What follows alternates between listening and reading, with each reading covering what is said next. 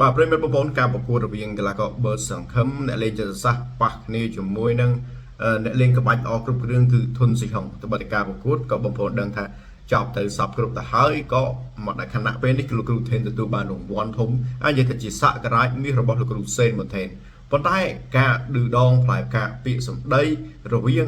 គ្នានឹងគ្នានៅតែបន្តជាក់ស្ដែងការប្រកួតបាទជាមួយនឹងធុនស៊ីហុងហើយនឹងបើសង្ឃឹមគឺមានការដណ្ដើមខ្សែក្បាត់ផងដែរហើយ5ទឹកពេញយ៉ាងជក់ចិត្តធ្វើឲ្យបងប្អូនប្រិយមិត្តនឹងគឺពេញចិត្តពេញថ្លើមមែនតើបាទជម្រាបសួរប្រិយមិត្តបងប្អូនដែលតែនិយមនឹងតាមដានស្នេហាវិស័យកីឡាប្រដាល់គុណខ្មែរគុណតែយើងជាទីគោរពរាប់អានក្នុងនោះលោកគ្រូប៊ុនលោកគ្រូរបស់ធុនស៊ីហុងគឺលោកគ្រូធុនសុភាគាត់បានយកវីដេអូនៃការប្រកួតធុនស៊ីហុងកូនសិស្សរបស់គាត់នឹងជាមួយនឹងបើសង្ឃឹមមួយជើងដែលធាក់សោយបើជើងត្រចកាធាក់ចូលប្រអប់មាត់កដាមុខហ្នឹងបុរាណខ្មែរយើងតែងតែហៅខុសគ្នាអ្នកខ្លះទៅក៏គេហៅថាបាទជើងអរិយអ្នកខ្លះក៏ហៅថាបាទជើងខ្មោចអ្នកខ្លះទៀតក៏ហៅថាចន្ទុលត្រូវមេឃអ្វីដែលខ្ញុំចាំបានក្បាច់មួយហ្នឹងនៅពេលដែល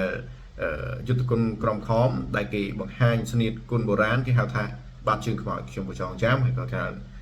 ពាក្យថាបាទជើងខ្មោចជាដើមកន្លងមកអញ្ចឹងទៅអញ្ចឹងលោកគ្រូថាក្បាច់ហ្នឹងល្អក្បាច់គុណនេះដែរហើយបើសង្ឃឹមក៏បាន share ថា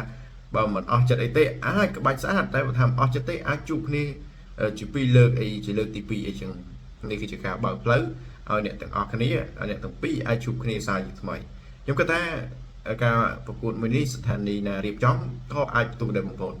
មិនថាសង្វៀនមួយណាទេឲ្យតែចាប់គូនេះបានគឺ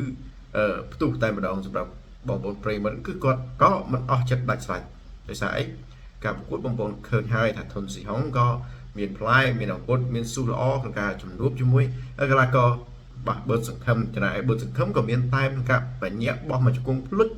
ចូលពេញពោះទឹកដែលធ្វើឲ្យធុនស៊ីហុងចុកឆ្អល់បាទលោកគ្រូសេនម៉ូថេនក៏បានផុសត្រង់ចំណុចនេះដែរគាត់ថាមកជង្គង់នេះឆ្ងាញ់ណាស់អីចឹងជាដើមណាបងប្អូនអញ្ចឹងអ្នកទាំងពីរបានជួបគ្នាមែនខ្ញុំគាត់ថាបើក្រៅសង្វៀនទៀតបងប្អូនការប្រកួតមួយនេះមែនតើទៅបើតែធុនស៊ីហុងចាញ់ណាប៉ុន្តែធុនស៊ីហុងចំណេញមែនតើដោយសារមុនការប្រកួតមកដល់ក៏គេតែងតែពិភាក្សាតែងតែជ្រើសរើសថាធុនស៊ីហុងហ្នឹងទៅមិនរួចជាមួយនឹងបើសង្ឃឹមទេបាទធុនស៊ីហុងរលកក្រោយធុនស៊ីហុងហ្នឹងក្មេងខ្ចីបើសង្ឃឹមអ្នកល្អក្បាច់អ្នកល្អបញ្ញាអពុទ្ធធ្ងន់អីជាដើមប៉ុន្តែការប្រកួតជាក់ស្ដែងគឺធ្វើឲ្យបងប្អូនហ្នឹងគឺមានការភ្ញាក់ផ្អើលទៅលើសមត្ថភាពរបស់កីឡាករធុនស៊ីហុងមែនតើធុនស៊ីហុងសមត្ថភាពគាត់មិនអន់នោះទេមិនអន់ទេគឺជាកីឡាករមួយល្អរឹងគ្រប់ក្បាច់ការដែលគាត់ប្រហែលជា3ឆ្នាំមុនអីការដែលជាក់ស្ដែងការកីឡាករសៀមនៅមានលំហមកដោយស្រុកទេសយើងមិនទាន់មានបញ្ហាគ្នាណាបងប្អូនធុនស៊ីហុងអាចទប់ជាមួយរងសែងទៅបានពេញ5ទឹកពីទឹក1ដល់ទឹក3ការវាយប្រយោជន៍របស់ធុនស៊ីហុងគឺឈ្នះបន្ទុកទៅលើកីឡាករសៀមរងសែងទៅបានផងដែររងសែងទៅបានហ្នឹងគឺគេមិនសូវជាចាញ់ប្រហែលទេមកស្រុកខ្មែរឈ្នះទាំងឃីមបូរ៉ាបាទឈ្នះទាំងសោមឆៃអីជាដើមនោះគឺជាកីឡាករល្អទាត់ក្បាច់មួយធ្ងន់ច្បាស់បាទតែធុនស៊ីហុងវាល្អបាន3ទឹកប៉ុន្តែទឹក4និងទឹក5គឺធុនស៊ីហុងចាញ់ក្នុងការចាប់បាទចាញ់ក្នុងការចាប់ដោយសារកីឡាករសៀមរូបនោះប្រកែកចាប់ញ៉ាំចាក់ជង្គង់ជាដើមបើគិតមើលទៅបទពិសោធន៍ធុនស៊ីហុងនេះជួបល្អច្រើនណាបាទអ្នកល្អផ្សេងបាទដូចជាម៉ូអឹមបាឡេឬសូតណាក់គាត់ធ្លាប់ដូចជាចាញ់ធុនស៊ីហុងមកដែរឥឡូវកំពុងតែគូកងប៉ុន្តែអ្វីដែលខ្ញុំចង់ឃើញចង់ទស្សនាសារឡើងវិញគឺការប្រកួតរវាងកីឡាករដែលលេងចិត្តសាស្ត្របើសង្ឃឹមប៉ះគ្នាជាមួយនឹងធុនស៊ីហុងដើម្បីឲ្យដឹងថាសិស្សច្បងសិស្សបងមួយណាជាជើងខ្លាំងពិតប្រកបបាទហើយសម្រាប់ការប្រកួតហ្នឹងការជំនុំខ្មែរច្បាស់បងប្អូនគឺត្រូវឲ្យមានលក្ខណៈរៀងធំបន្តិចដើម្បីជាការលើកទឹកចិត្តហើយណាមួយក៏ពួកគាត់មិនងាយប៉ះគ្នាដែរលុះត្រាតែមានកម្មវិធីធំគួតប្រជែង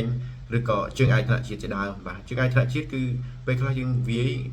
មានការការពារមានការពាក់ស្មងជាដើមវាមិនល្អដូចជាការវាយលាតទេបាទហើយសម្រាប់ការប្រកួតរង្វាន់ធំបាទការប្រកួតពិសេសការហ្វឹកហាត់ក៏ត្រូវការរយៈពេលមួយដែលសមប្រកបបែងសមស្របផងដែរក្នុងនោះមានការណាត់ជួបត្រឹមត្រូវដើម្បីកីឡាករត្រៀមក្បាច់ត្រៀមក្បួនបាទជាពិសេសបើសង្ឃឹមគឺគាត់ត្រូវការពេលវេលាតិចដោយសារបើសង្ឃឹមសុខភាពគាត់មិនសូវល្អសួរគាត់មិនទៅបានទេបាទខ្ញុំមានតែប៉ុណ្្នឹងដើម្បីជម្រាបជូនសូមអរគុណបងប្អូន